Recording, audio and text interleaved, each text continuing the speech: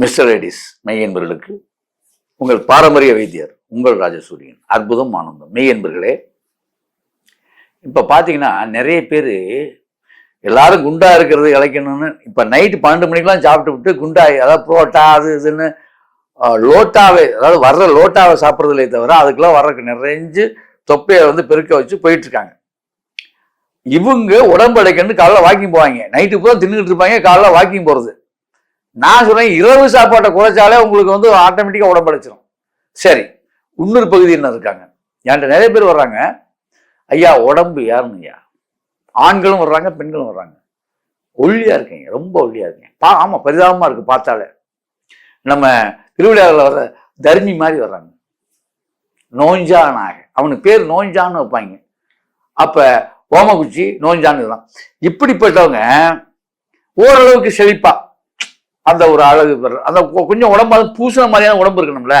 இதுக்கு என்ன பண்றதுன்னா அற்புதமான ஒரு மருந்து இருக்கு.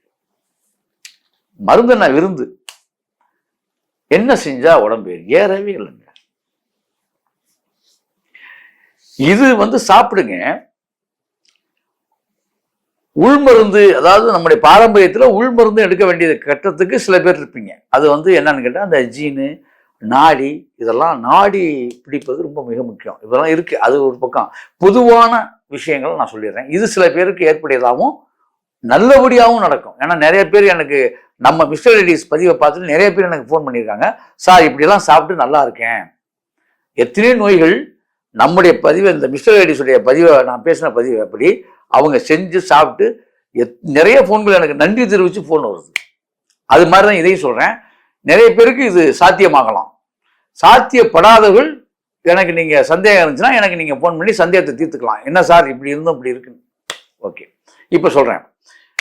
தேத்தாங்கொட்டைன்னு ஒரு கொட்டை இருக்கு. இந்த தேத்தாங்கொட்டையை நான் சொல்றபடி நீங்கள் செய்முறை பயிற்சி தான் இது. இந்த ஒரே விஷயம்தான், வேற ஒன்றும் பெரிய விஷயம்லாம் பெரிய மந்திரமயமும் இல்லை. ஆனால் இது மாதிரி உங்களால் செய்ய முடிஞ்சால் செஞ்சுக்கங்க. அப்படி இல்லைன்னா இதுதான் முறை. இந்த மாதிரி தான் அந்த அனுமானமாக நீங்கள் சாப்பிடணும். உடம்பு அதாவது அதிகபட்சம் 5 நாளிலேயே ஆரம்பிச்சிடும். உங்களுக்கே தெரியும், 5 நாளிலேயே தெரிஞ்சிடும். 48 தினங்கள்ல நல்லாவே சிறப்பாயிருவீங்க. ஒரு மண்டலம். இது தேத்தாதி சூரணம்னே பேர். தேத்தாதி சூரணம் அப்படின்னு பேர். இந்த தேத்தாதி சூரணத்தை எப்படி செய்வது? இது பார்த்தீங்கன்னா சங்ககாலம் தொட்டு வரக்கூடிய ஒரு மரபு. அதாவது படையில இருக்கிறாங்கல்ல, படை வீரர்கள்லாம் அதுலேயே நோஞ்சானா கொஞ்சம் தெம்பு இல்லாமல் இருக்கவங்களுக்குலாம் அந்த தேத்தாதி சூரணம் சாப்பிட்டதாக வரலாறு இருக்கு. இந்த தேத்தாதி சூரணம், தேத்தாதி குடிநீர், தேத்தாதி பானம் அப்படின்லாம் அந்த காலத்துல வழங்கப்பட்டிருக்கு.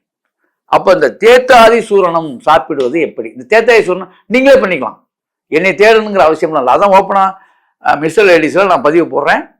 முடிந்தவர்கள் செய்து கொள்ளுங்கள், முடியாதவர்கள் சொல்லுங்கள். சரி, இப்ப சொல்லுவோம்.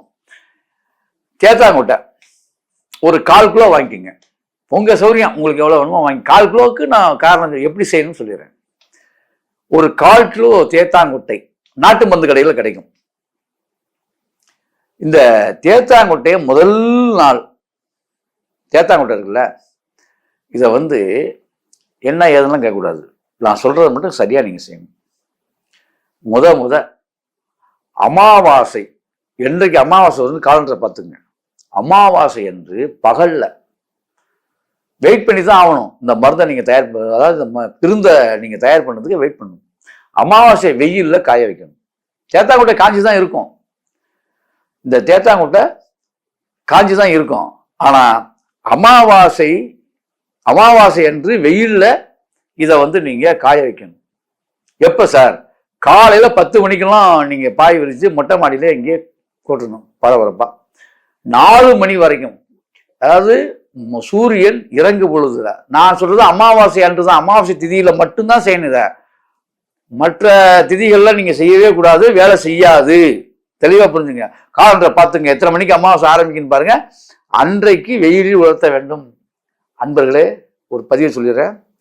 பாரம்பரிய முறையிலே மருந்து தயாரிப்பது என்பது நீங்க புரிஞ்சுங்க எவ்வளவு கடினமானதுன்னு.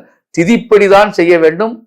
விதி முன்னோர்கள் சொன்ன விதிப்படிதான் செய்ய வேண்டும். விதியையும் திதியையும் மீறினால் மருந்து வேலை செய்யாது என்பதை நீங்க சும்மா உங்க சௌரியத்துக்கெல்லாம் இங்க கிடையாது.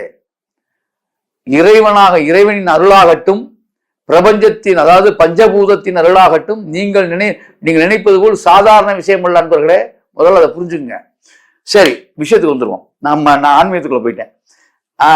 நீங்க உடனே கோயில போய் ஒரு விளக்க போட்டோன்னே சாமி ஒன்றும் செய்யலன்னு சொல்றது. அதான் ஆன்மீகம் என்பது ஒரு அற்புதமா ஜோதிடன் டிவில நான் பேசுவேன், பார்த்துங்க. இப்ப ஆன்மீகத்தை பத்தி பேசுவோம். இப்ப விஷயத்துக்கு வந்துருவோம். இந்த தேத்தாங்குட்டையை, ஏன்னா இந்த வைத்தியத்துக்குள்ள வரும்போது ஆன்மீகம் உள்ள வந்துடும்.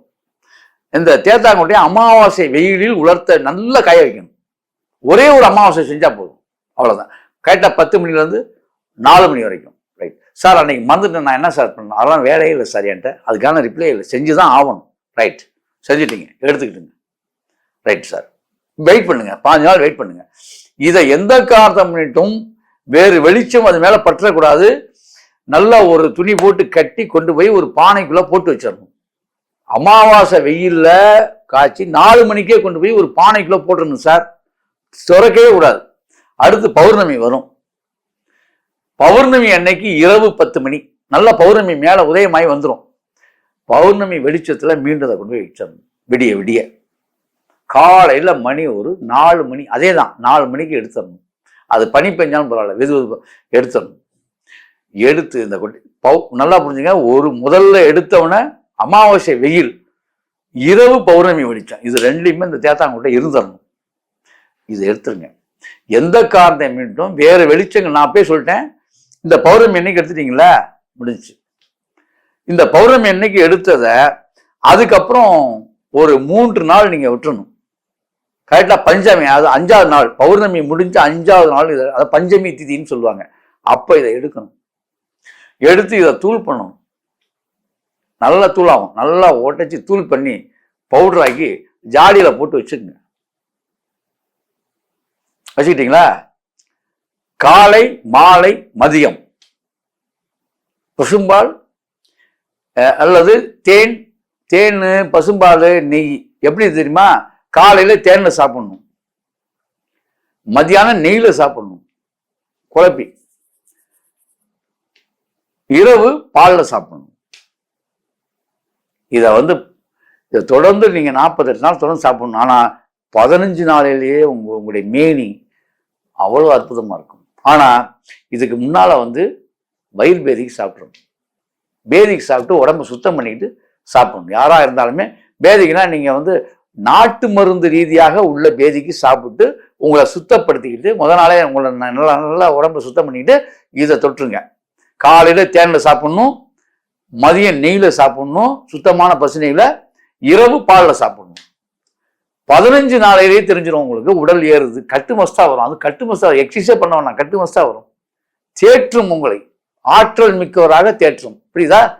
இது 48 நாள் தொடர்ந்து எடுத்துருங்க, நீங்க ஒரு பயில்வானாக மாறிவிடுவீர்கள். எப்படி? ஆக நீங்கள் வாழ்க்கையில் அதுக்கப்புறம் உடல் ரீதியாக பெயிலாக மாட்டீர்கள். அதுதான் அற்புதம், ஆனந்தம் பெறுவீர்கள். ஆகவே அன்பர்களே, இப்படி செய்து அப்படி வாழுங்கள். அற்புதம், ஆனந்தம்.